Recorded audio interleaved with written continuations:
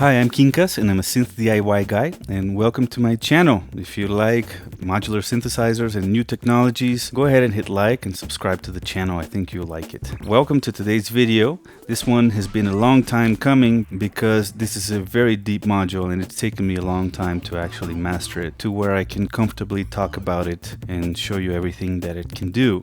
We're talking today about the Kermit MKiii from Industrial Music Electronics, the model 2063 Mark III. And what it is a quad modulation aid, or you can just call it a quad modulation source. Now hold on, if you're one of those people that like one knob per function kind of modules and hate menu diving, don't worry, this is still worth the money and still worth getting into because there are many levels of depth to this module. And even the first level, where it's just the surface, only using knobs and buttons without getting into any menu diving, is already extremely powerful.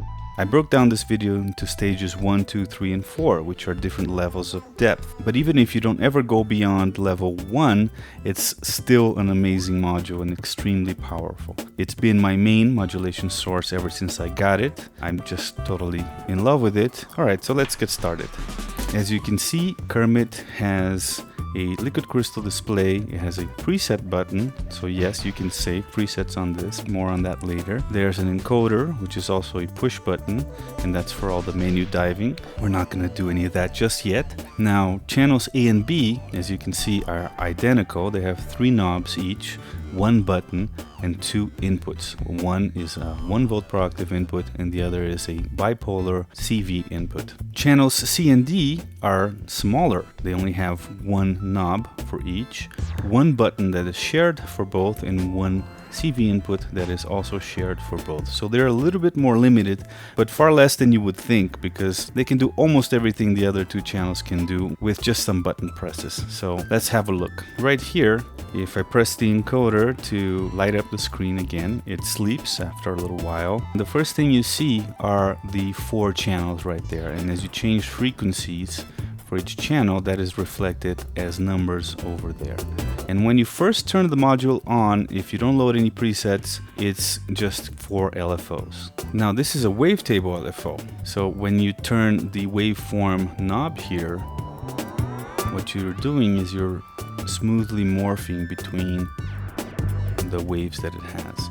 So there's a sine wave, becomes a triangle, becomes sort of a trapezoid, becomes a ramp, and then morphs into a square, and then you get this kind of 2-stage square, and then you get a few narrow pulses, then you get a wide pulse, then you get some stepped waves, and then back to the sine. Let's listen to what this can sound like. So we'll use Piston Honda, and yes, there will be a video for the Piston Honda coming very soon, so stay tuned for that. It's an amazing module as well, also by Industrial Music Electronics. Let's turn up volume here.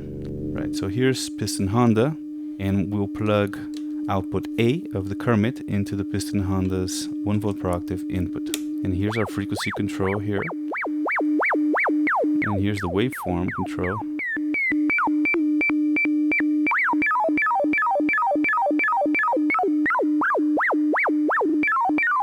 So as you can see, this is not Yo Daddy's LFO, right? Now here's the thing, the volt per octave input is unipolar, so let's use the frequency input rather. There you go, that's better. So we get the full range of those waveforms. And here's something really cool. Having the amplitude control means you can dose how wide your LFO modulations are going to go without needing to have an attenuverter on the receiving input, or otherwise going through an attenuator. You can make it as subtle as you want. Right, let's go back to sort of a sine wave here. A little faster. And you can make a vibrato that way, right? Or I can make it extreme right there.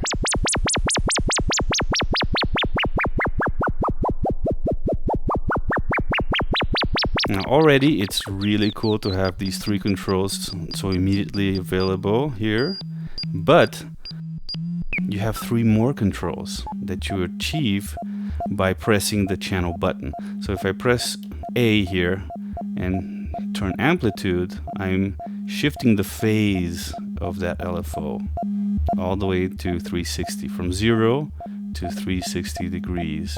You can finally adjust the phase of your LFO, whatever the shape may be, right? Let's go back to 0. Now again, holding the button and changing waveform now cycles through the wave banks. You have 8 wave banks built in to the Kermit, right? And each one of these wave banks gives you a whole slew of other waves. Let's make it slow here and really listen to that.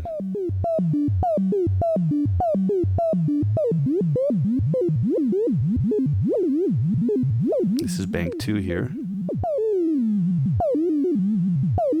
Some very interesting waves. This is a wavetable LFO. And there's even a micro SD slot here so that you can design your own waves with software and load them up and use those as well. There's really no limit, literally no limit to the kinds of waves you can use.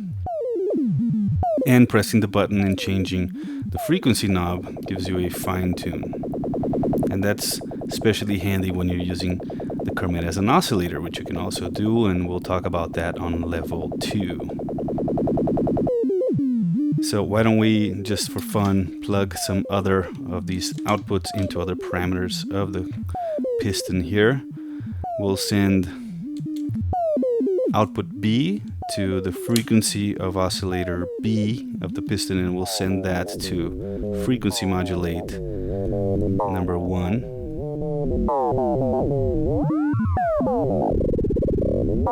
And we'll send C, output C, to input X.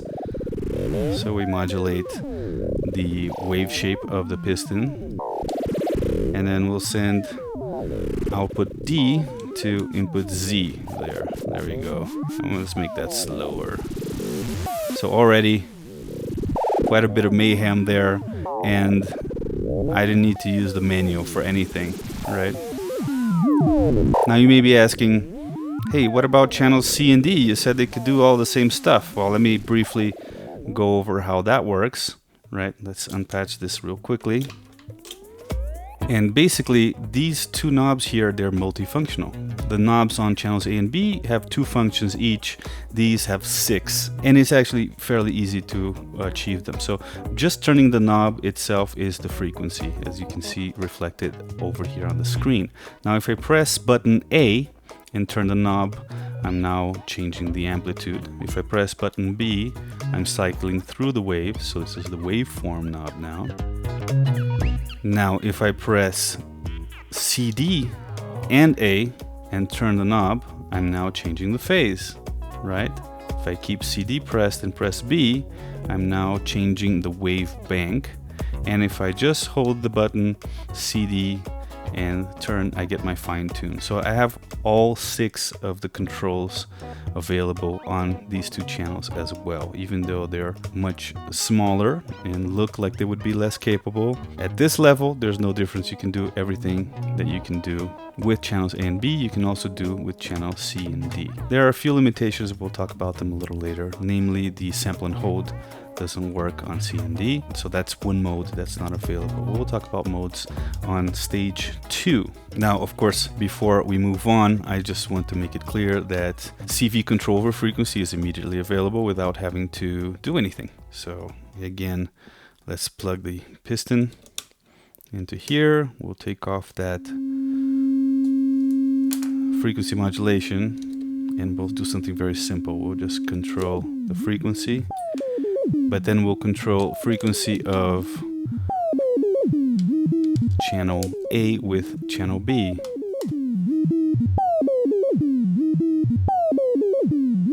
And of channel B with channel C.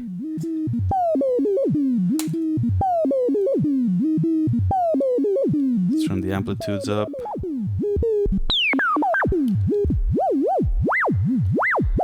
And that way, beyond the craziness of the waves themselves that you have available, you can make that more chaotic and crazy by internally modulating each of those channels with other channels in the same module.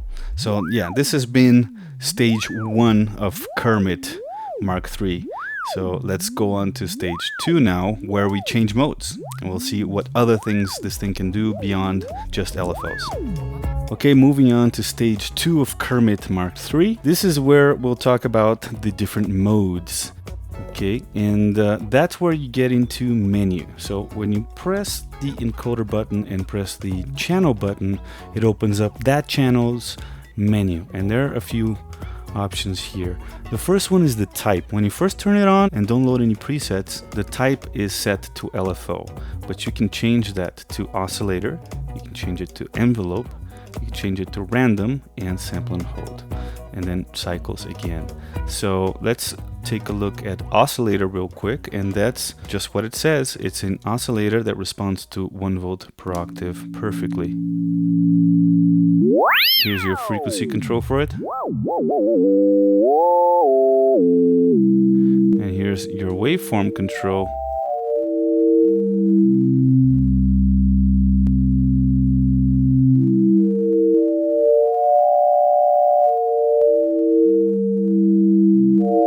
Press the channel button again, you can see it cycle through those waves, right? And it maintained my wave bank selection. So you still have those wave banks, it's just now they're running at audio rate. So again, by holding the channel button, I can cycle through the different wave banks. And each wave bank will have completely different tones. Right, let's go to wave bank number 2 here. There we go. This is kind of a harsher sounding one.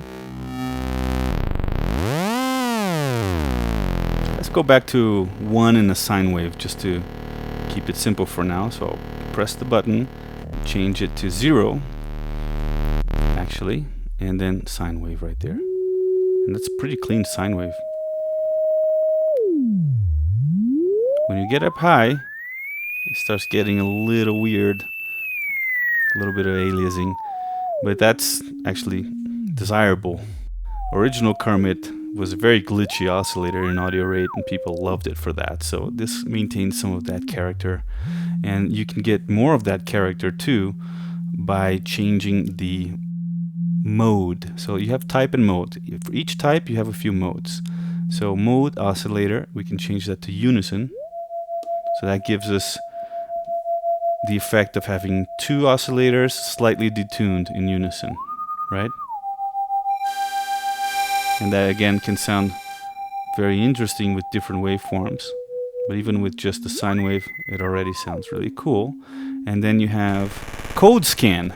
Code scan is super fun. What it's doing is it's reading and looping parts of the actual code for the module. Like it's going into the memory, and the waveform here changes the address that it's taking from.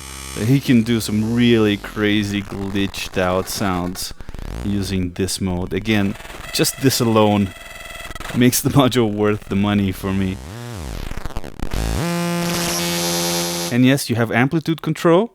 So that means that the oscillator has its own VCA, right? You can assign the CV input to amplitude and send an envelope there, or even an internal envelope, and have a voice with its own VCA and change the waveform to. So there's a lot to be said for this module as a sound source. Like right now, of course, you can use this as a modulation source too. You can FM something like the piston with this craziness, and that's gonna be pretty cool. So yeah, you have oscillator, unison, and code scan, right? Now, if I keep going, I press the encoder button to go to a different parameter here. Let's go back from code scan to oscillator. Here's the range, and this is really cool. You can make it unipolar or bipolar. That's especially handy if you're using the channel as an envelope generator and you want it to be just 0 to 6 volts. You can do that. If you're using it as an oscillator, it's probably best to keep it at 12 volts PP.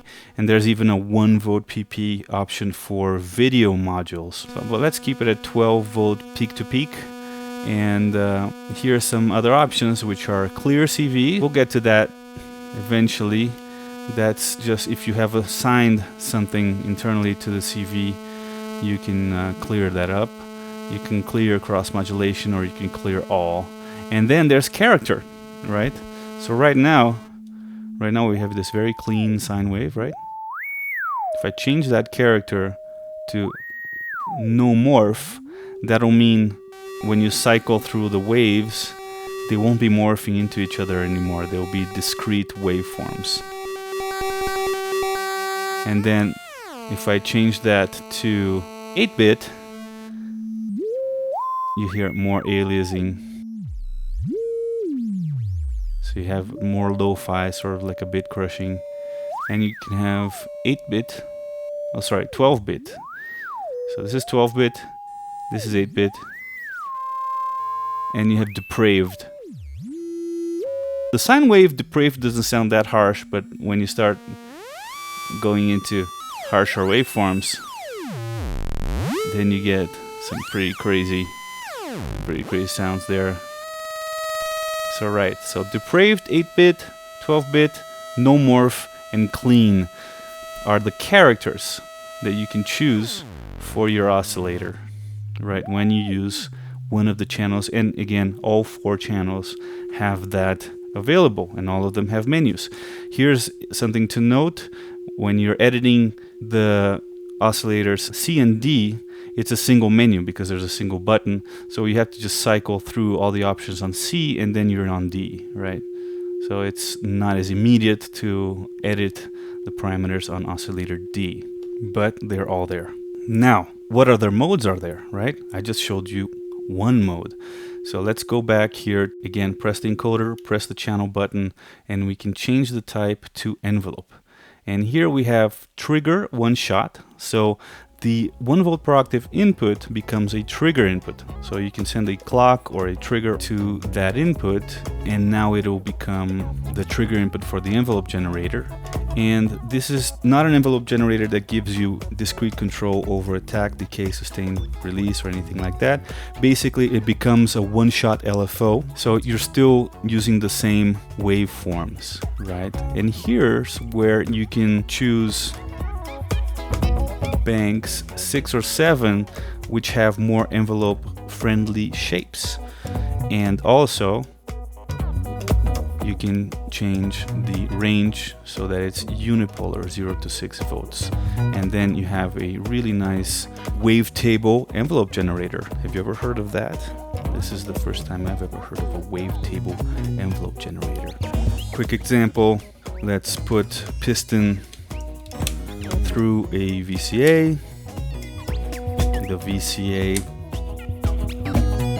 now into my mixer, and we'll send channel A to the CV input of the VCA, and we'll send the output of my contour 1 as a sort of clock to that input right there, and cycle it. Turn up the volume.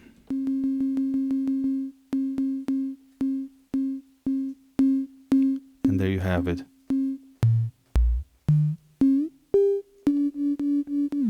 And as I cycle through the waveforms, I can get different kinds of envelope responses.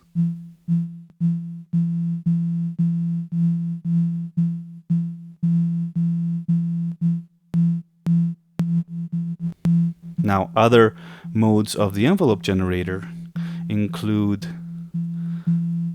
for example, a gated repeat. So whenever you send a gate, and let's send the rise over here, whenever you send the gate there, that envelope will repeat. And the frequency control becomes sort of a length, like, so you can make it really short, and then you get these envelope bursts.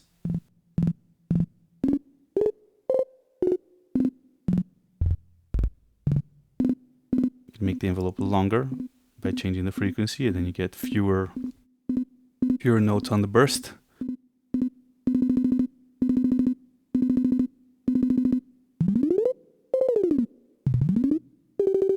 Now here's the tempo envelope, and here's something I haven't mentioned before.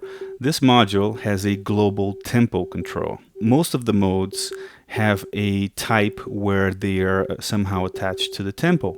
You can find different divisions of that tempo, but basically they'll be slave to this internal tempo, and this tempo can be set by tapping, right? In fact, let's remove this now and let it just be triggered by the tempo. And now the frequency here becomes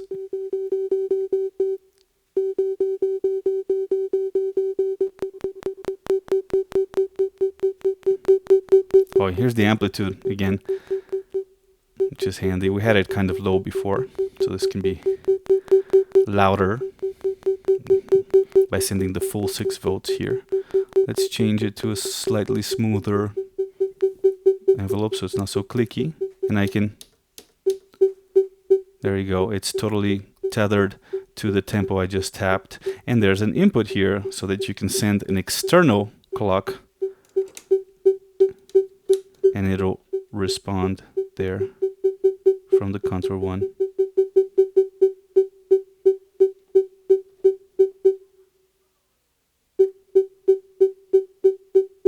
Right, and then that external clock becomes the new tempo source. Recapitulating, we have trigger one shot, gated repeat, and tempo envelope. Those are the envelope choices we have. So let's look at another mode here. So that was envelope. Here we have random. We'll take that output to the 1 volt, to the frequency input here. And again, we have amplitude, frequency, is the tempo of the steps, and waveform doesn't do anything in this mode. So really fun, easy way to do an R2D2 kind of thing. In the modes here, you have a tempo random, so that's going to be tethered to my global tempo. And the frequency now becomes a subdivision of that tempo.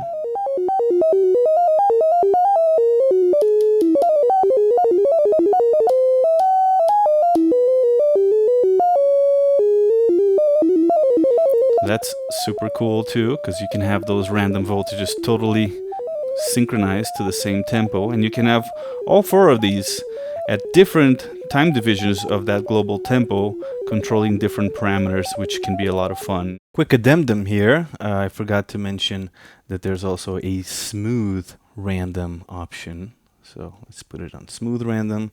We'll take that piston Honda again, quickly demonstrate that. Put that in.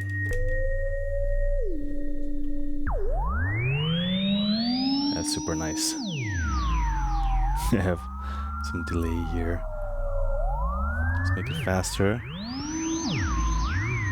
So it's almost kind of a chaotic attractor kind of a thing, but it's actually a smooth random. Anyway, let's go back to the normal programming. And here's the sample and hold. Sample and hold, as you probably know, simply samples an incoming voltage at each clock input. There you go. And here we have it on tempo sample and hold. I've just sent it my contour 1 as a sort of LFO. The voltage actually goes into the CV input. There you go. Let's make that tempo faster. And again, the frequency becomes the subdivision of the tempo. If I change just sample and hold without tempo, then I need to send a clock of some kind to the 1 volt per octave input, just like with the envelope generator, right? I won't do that now because this is getting super long. The other option is track and hold, which is, if you've seen my video on the Select 2 by Analog, you will know that that's really useful for things like a ribbon controller, right? Track and hold lets a voltage through until the gate is high and then it holds the voltage. So differently from a sample and hold that will always hold whatever the last voltage was, the track and hold, when the gate is low, will be letting the input voltage just go through unchanged. So you have track and hold, tempo, sample and hold, and just sample and hold. Those are the options for that, and those are the modes, the types and modes that are available in the Kermit. Now there's a shortcut for cycling through these. As you can see on my cheat sheet, if I want to just cycle modes for A, B, or C, I just hold the preset button and press A, B, or C. So here's the preset button, and as I press the buttons, I'm cycling through the different modes and types without having to go into the menu. Alright, that's been stage 2. Let's take a look at stage 3, which is the modulation matrix, the internal modulation matrix. Check it out. Okay, we're up to stage 3 now, which is the internal modulation matrix of the Kermit. Now, we've already played around with sticking cables from outputs to inputs, but you can do a lot more with the internal routing because it's not limited to physical outputs. You can actually assign one single output to multiple parameters on a different channel, and it's really easy to do so. Again, I recommend you download my cheat sheet or memorize the manual if you have that kind of memory, because this is where it gets complicated. You can see here it can be as simple as just one button press, but it can get pretty complex with 3 button presses for assigning things to, especially the channels C and D, which have more limited physical controls. But the basic premise is very simple. You simply press the button on the channel that is your source of modulation and then turn the knob that is your destination. Simple as that. No cable needs to be used. So let's check that out in action. We'll plug the piston Honda again back into my mixer. Let's listen to that cool sine wave right there. And here I'll talk about something else that I haven't talked about yet, which is the global menu. If you press encoder and the preset, you get to the preset menu. As you scroll down, it changes into the global menu, and the last option is reboot, so you can reboot your Kermit without having to turn on and off the entire system. And that's handy for right now. I wanted to reset everything back to LFOs and erase the changes that I had made, right? So let's plug output A again to frequency CV here. Change the waveform back to a sine wave, right? Let's turn that volume up a little bit. No reverb here. And now we'll assign channel B, and let's set the wave again to a sine wave 2. Make it sort of slow. I want to assign output B to control the waveform of channel A. So all I have to do is press button B and turn the waveform knob. And immediately the screen changes into an attenuverter, a virtual attenuverter, which is really handy. So there you have it. Let's make that a little bit more intense. There you go.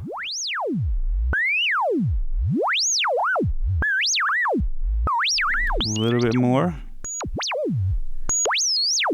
Right. Now let's change that waveform to kind of the middle here so that it can have the whole range of change.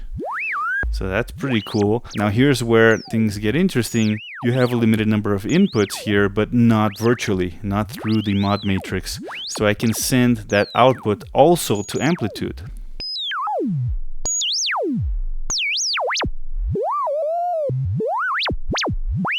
And I can even send it to frequency.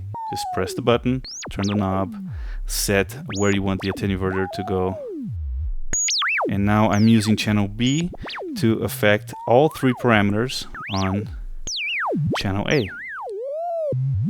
Now, things get a little confusing, and that's where, again, cheat sheet comes in handy when you want to assign these 2 channels to control parameters on channels C and D, because they don't have their individual controls.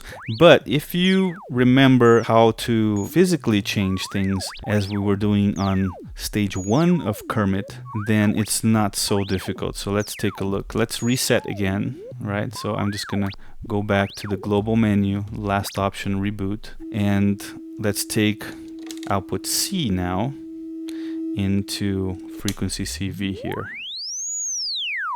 Okay, now let's say I want channel A to modulate the amplitude of C. Remember that by pressing A, I can change the amplitude here, right? So let's turn it down all the way so that when I send it CV, it will actually have an effect. Because if I have the amplitude all the way up, then it might not. Okay, so now for channel CD amplitude as a destination, looking over here at my cheat sheet, and I want channel A, that means I hold A, right? I hold CD and I hold the tap. There we go.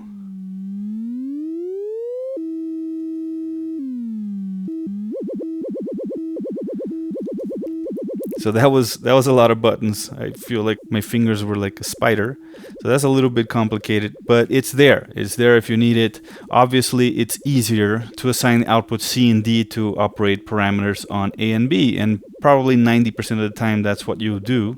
But if you have to, if you need to, you can do that and not have to repeat it, because you can save that as a preset. You know, take notes of your presets so you remember what each one of your presets does, and that's as easy as pressing encoder and preset menu and save to presets, and you choose which preset slot you want to save it to and press that. And that is a great segue into our level 4, which is presets and morphing. But there's one more little thing that I wanted to talk about before we move on to level 4, which is how to assign the CV inputs, right?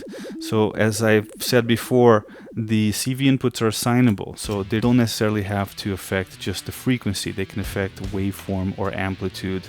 And again, cheat sheet time, good to have. And this is as simple as just holding the encoder. So if I hold the encoder button and turn waveform, I've just assigned the CV input to waveform on that channel. And again, you get a virtual attenuverter to determine how much. You can do the same for amplitude here, and you can do the same for frequency here. Now that input is actually affecting all 3 of those parameters. So let's listen to that.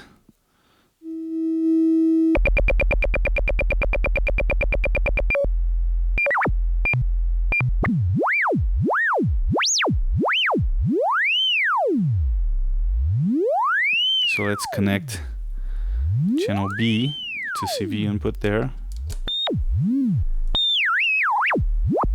So as you can hear, our output B is going into a single CV input, and that's being distributed over all 3 parameters.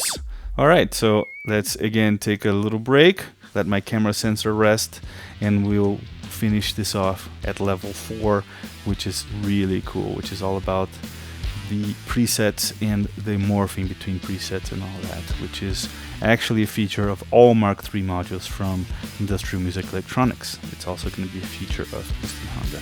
So I'll be right back. Okay, I'm back again. One of the toughest videos I've ever had to make. This thing is so deep. And we're at level 4 now, which is talking about presets and morphing.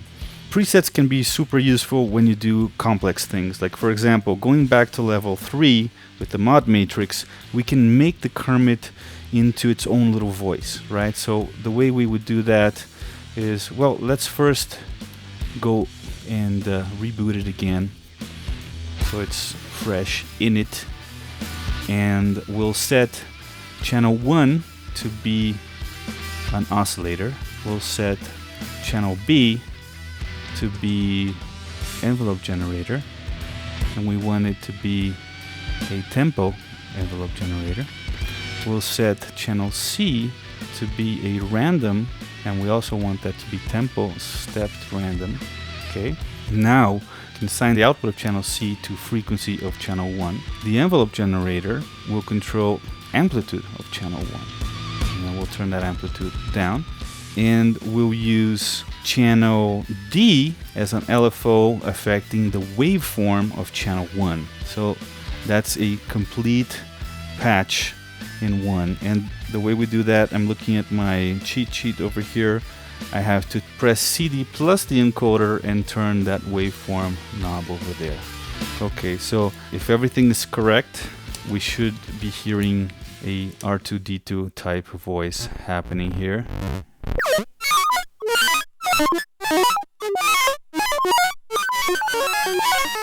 And we'll set the waveform to sine there. Alright, so that was kind of a complex patch to create, right? I kind of did it fast because I'm used to it. But let's say you took a long time to come up with that. Well, here we go. We'll save that. Save to preset. So I held the encoder button, pressed the preset button. I can save it to preset number 1. And now if I reboot the module again, I can press the preset button by itself, change it to 1 over here. And there it is. I don't lose it, and I can save up to 8 of those. So that's obviously one of the advantages of having the presets. Right now, I'm not going to be able to cover everything this module does in this video, but I will show you some of the cool things that you can do at this level where you're editing presets, right? You can do something cool just for fun right now, which is, let's go back to the preset menu here, which is holding the encoder. And what we can do is randomize current. So I press randomize current, and let's go to preset 2 and randomize current. And then we'll go to preset 3 and again randomize current. That's it. Also, preset button has stages, so I press it once, I get to choose which preset I want. If I press it again, I'm in preset morphing, so it says M2 here. And that will morph one preset into the next rather than being a hard switch. Why don't we send the piston again, and we'll take some of these outputs to affect different parameters on the piston kind of randomly. I think that's good enough. We'll just use those three outputs. We'll leave D there. And now as I turn this knob here,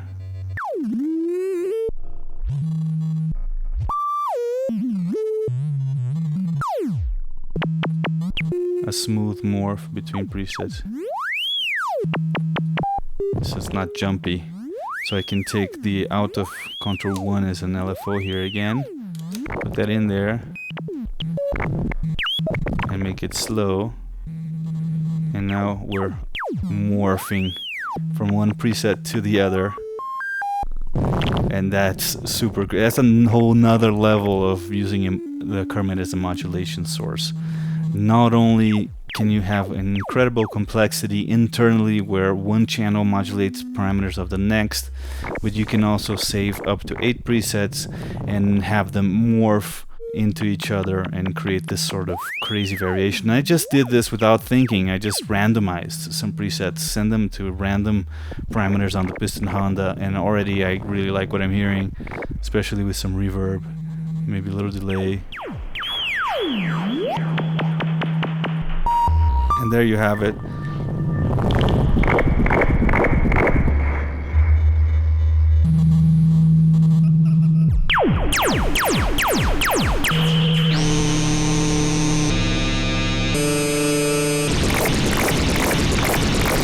Plug output D into the frequency of oscillator B here, which is FMing A, and there we have it.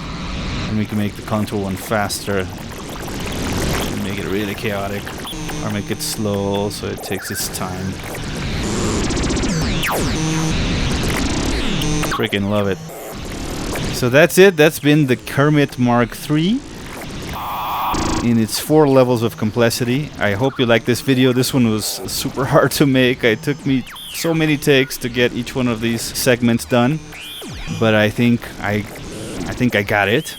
So again, if you like the video, please hit like, subscribe, and consider joining my Patreon to help me keep these videos coming.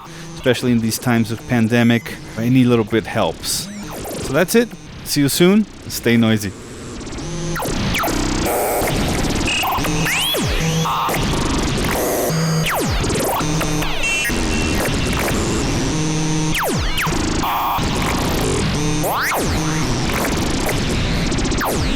What?